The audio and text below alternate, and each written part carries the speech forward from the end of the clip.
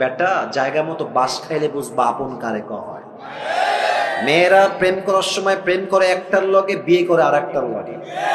আর বিপদে পড়লে বুঝবা বাপ মা ছাড়া পৃথিবীতে আপন বলতে আর কেউ নাই যুবক ভাড়া। আমি আসিফ করে, তোমাদের কাছে তো অ্যান্ড্রয়েড ফোন সবার আছে, আমি তো এখন দামি দামি ফোন চালাই। আমার কাছে তো একটা সময় কিছুই ছিল না। তা আমার একটা কথা মনেই পড়ে গেল, বলবো মুরব্বী আব্বাজান, বলা যাবে? আচ্ছা, আমার বয়স যখন মেবি এই কত হবে, 16, 17, 18, এক্স্যাক্টলি লাইক দ্যাট। তো আমার অ্যান্ড্রয়েড ফোন খুব পছন্দ ছিল। আরে যুবক মানুষ তো বদমাইশ তো করতে মন চাইবে, খুবই স্বাভাবিক। তো আমার আব্বা আমাকে বলেছে, আসিফ খবরদার আব্বা ভুলেও ফোন চালাবো না, তুমি বড় হও, তুমি বড় ইসলামিক স্কলার হয়ে যাও, তুমি মাস্টার্স কমপ্লিট করে ফেলো, তোমাকে আমি আব্বাই ফোন কিনে দেবো। এটা আমার মুরব্বীরা ভালো বুঝবে না, আমি জানি মুরব্বীরা ভালো বুঝবে কথা। তো আমি ভাবছি যে তোমার কথা আমি শুনি, খালি টাকাটা হোক আমার। তো আব্বা আমাকে মাসিক খরচ দেয়, প্রত্যেক মাসে 500, 1000 যা হয় দেয়। তা আমি টাকাগুলো বাঁচিয়ে বাঁচিয়ে বাঁচিয়ে বাঁচিয়ে কোনো মতে মেবি এটার দাম 6 থেকে 7,000 টাকা হবে, এরকমই। লুকায় লুকায় কোনো মতে কিনে রেখে দিয়েছি, মোটামুটি 1 মাস চালিয়েছি। কে যেন বদমাইশ করে বাপের কানে দিয়ে দিয়েছে যে আসিফ কিন্তু মোবাইল কিনেছে। তা আমি বাসায় আসছি, আব্বা বলছে, আসিফ আব্বু এদিকে আসো। কি হয়েছে, তুমি নাকি মোবাইল কিনেছো? আরে না, কে বললো তোমাকে আমি মোবাইল কিনে? আব্বা আমি কিন্তু শুনছি, আমার বাপ কিন্তু খুলনার লোক, আমিও খুলনার লোক, আমার সবার জন্ম খুলনায়। বলছে, আব্বা তুমি কেনছো? আমি কিন্তু শুনছি। ওয়ানে দাও, আমার বাড়ি করে দাও। আব্বা আমি কিনি নাই, মিথ্যা কথা, তোমার কিনা কইছে, আমি কিনি নাই। আর বলছে, আমি জানি কিনেছো, বের করো। আমি বলছি, আমি এই ফোন তোমাকে দিব না। বিশ্বাস করো না, আমার বয়স প্রায় 25 প্লাস, প্রায় 30-এর কাছাকাছি। আমার আব্বা জীবনে আমাকে কোনোদিনও মারে নাই, কোনোদিনও একটা এমনিও করে না।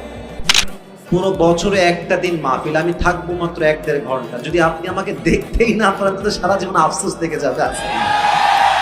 আমি চাই না কোনো বিশৃঙ্খলা হোক, আমি চাই না আমাকে দেখতে কোনো অসুবিধা হোক। একদিন এসেছি, কবে আবার আসবো এ তো সির্ফ আল্লাহকে মালুম হ্যায়। তো আমরা চাই আজকের মাহফিলটা আসছিও ভালোবাসা নিয়ে, ভালোবাসা নিয়ে বিদায় নিব আমরা সবাই। বলেন সবাই ইনশাআল্লাহ। আমার যুবক ভাইরা কেমন আছেন আপনারা সবাই? আলহামদুলিল্লাহ। আপনারা সবাই একবার ডানে বামে তাকান, সবাই তাকান। আচ্ছা, এবার আমার দিকে তাকান। আমি যা বুঝতে পারতেছি আজকের মাহফিলের সিচুয়েশন, আমার যে অবজারভেশন, আমার যেই পর্যবেক্ষণ আমাকে বলছে যে আজকের মাহফিলে যত অডিয়েন্স এসেছে, if I am not making any mistake, যদি আমার কোনো ভুল না হয়, 90% নয় 95% যুবক ভাইরা আজকে মাহফিলে। মাশাআল্লাহ। ইসলামের বিজয় যে সুনিশ্চিত, ইসলামের বিজয়কে রুখে দেওয়ার সাধ্য যে কারো নাই, আজকে ঝিনাইদহের মাটিতে যুবক ভাইরা তার চাক্ষুষ প্রমাণ। যুবক ভাইরা, আমরা আগে যখনই কোনো হক কথা বলতাম আমাদেরকে ট্যাগ দেওয়া হতো রাজাকার, জঙ্গিবাদ, মৌলবাদ। তো যদি কোনো বাপের বেটা থাকেন এখন আসেন, খেলা হবে। মিয়া আমাদেরকে জঙ্গিবাদ বলে এখন একবার গালি দিলে পিঠের চামড়া একটাও থাকবে না। যুবক ভাই, টাইম হ্যাজ টোটালি চেঞ্জড। সময় পরিবর্তন হয়েছে। আমরা দেখেছি আগে বাবার পক্ষে বললেই হুজুর খুব ভালো, বাবার বিপক্ষে গেলেই হুজুর খারাপ। হ্যাঁ, আর আমার একটা কথা স্পষ্ট, ওনার বাবার বিচার যদি এত বছর পরে হয়, হত্যার বিচারটা, তাহলে আমাদেরকে এটা স্পষ্ট ভাষায় বলতে হবে, গত 16 বছরে যত জুলুম নির্বিচার হয়েছে, আমার যত ভাইদেরকে গুম করা হয়েছে, হত্যা করা হয়েছে, প্রত্যেকটা তালিকা করে করে বিচার করা দরকার। যুবক ভাইরা, আমরা এই দেশে ইনসাফ ভিত্তিক রাষ্ট্র চাই। তবে হ্যাঁ, কিছু কথা আপনাদের সবাইকে জিজ্ঞেস করতে চাই। যদি ইমানের জোর থাকে বলবেন, যদি ইমানটা খুবই দুর্বল হয় কথা বলবেন না। বলেন সবাই, আজকের মাহফিলে কথা শুনতে কোনো ভয় লাগছে আপনার? আমরা ঝিনাইদহের সন্তান, আমরা কাপুরুষের সন্তান নই, আমরা সব বীর পুরুষের সন্তান। আমাদের কথা একটা, আল্লামা দেলোয়ার হোসেন সাইদি হুজুরের নাম শুনছেন না আপনারা সবাই?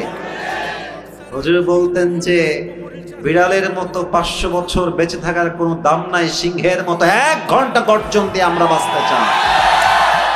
আমি আজ খুব তিতা সত্য কথা আমার ওয়াজের ভূমিকায় বলবো, অনেকের হজম করতে একটু কষ্ট হবে, তাই আগে একটু ঢোক গেলে না, পরে গিয়ে যেন বললেন না যে আসিফ হুজুর খুব লোকটা সুবিধার না। আসলে কথা হচ্ছে, হক কথা বরদাস্ত করার মতো যোগ্যতা সবার থাকে না।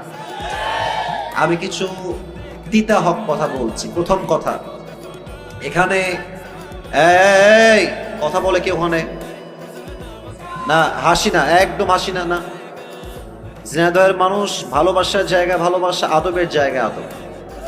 এটা মাছের বাজারের তাফসীর প্রোগ্রাম। আপনি ইচ্ছা মতো ওখান থেকে যে কেউ ডাকতে পারবেন না, প্লিজ বোঝার চেষ্টা করেন।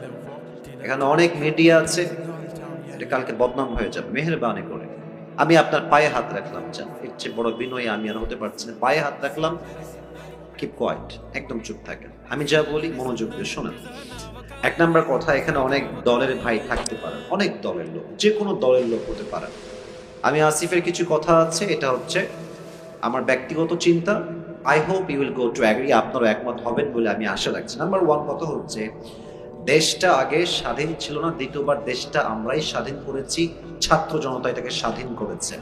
আমরা ঠিকটা আপনি পয়েন্টে বলেন, এখন আপাতত চুপ থাকেন, যে পয়েন্টে বলবেন সেই পয়েন্টে বুঝে বলবেন।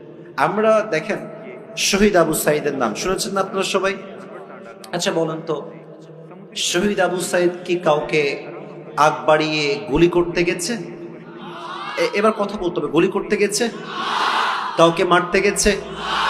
আমাদের স্লোগান ছিল কি, যে আমরা কোটার সংস্কার চাই, দ্যাটস ইট, নাথিং এলস। এটাই আমরা চাই, এটাই স্লোগান ছিল ফার্স্টে। বাট যখন শহীদ আবু সাইদের বুকে গুলি চালানো হলো, মনে হলো যে পুরো দেশের প্রত্যেকটা যুবকদের হৃদয়ে গুলি চালানো হয়েছে, যুবক। তখন ছাত্র জনতা আর ঠিক থাকতে পারে নাই, তখন স্লোগান হয়েছে একটা, না হয় শহীদ হব, না হয় শহরে থেকে আমার নামাই ছাড়বো, ঠিক কিনা বলেন? তো 1 নাম্বার যে কথাটা, সেটা হচ্ছে আগামীতে আবার একটা সরকার গঠন হবে। যদিও এখন একটা সরকার আছে আমরা জানি, বাট এটা সাময়িক, সামনে একটা ভোট হবে। আমি আসিফের চিন্তা, এটা আপনারা একমত হবেন বলে আমি আশা রাখছি। আগামীতে আমরা কোনো নারী নেতৃত্ব এই দেশে দেখতে চাই না। পেছনে কিছু ভাই ঠিক বলেন না, আপনারা কি দ্বিমত না একমত? আমরা কোনো নারীকে প্রধানমন্ত্রীর চেয়ারে দেখতে চাই না, আমরা পুরুষকে ক্ষমতায় দেখতে চাই। 1 নাম্বার কথা, নারী দেখতে চাই না। 2 নাম্বার কথা হচ্ছে, পুরুষ চাই ব্যাপারটা এরকম না, পুরুষ কোনটা চাই এটা আপনাকে বুঝতে হবে। আমরা কেমন পুরুষ ক্ষমতায় দেখতে চাই? আমরা এমন একজন পুরুষকে প্রাইম মিনিস্টার হিসেবে দেখতে চাই, যিনি প্রধানমন্ত্রীও হবেন এবং তার যোগ্যতা হবে এতটা হাইলি কোয়ালিফাইড, তিনি একই টাইমে প্রধানমন্ত্রীও হবেন এবং তার যোগ্যতা হবে এতটা হাইলি কোয়ালিফাইড যে তিনি একই টাইমে প্রধানমন্ত্রীর চেয়ার থেকে লিডও করবেন, আবার জাতীয় মসজিদ বাইতুল মুকাররমে দাঁড়িয়ে জুমার খুতবা দেওয়ার যোগ্যতাও রাখবেন। আপনারা কি দ্বিমত না একমত?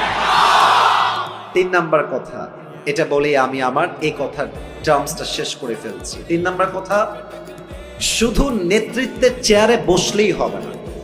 ইসলাম যেই বিধানকে প্রতিষ্ঠিত করতে বলেছে সেটাকে প্রতিষ্ঠিত করতে হবে। বাতিল পক্ষ তো রাগ করবেই। আমাদের পাশের দেশ ভারত আমাদের সবচেয়ে বড় শত্রু দেশ, যুবক ভাই। আচ্ছা, এদের যে সাংবাদিকগুলো আছে, এসবগুলো হকার মনে হয় আমার কাছে। একটা আছে দেখবা, বাংলাদেশ আর থাকবি না, একে দেখলে মনে হয় যে এই বেটা গুলিস্তানে আন্ডারপ্যান্ট বিক্রি করলে বেশি মানাবে, যুবক ভাই।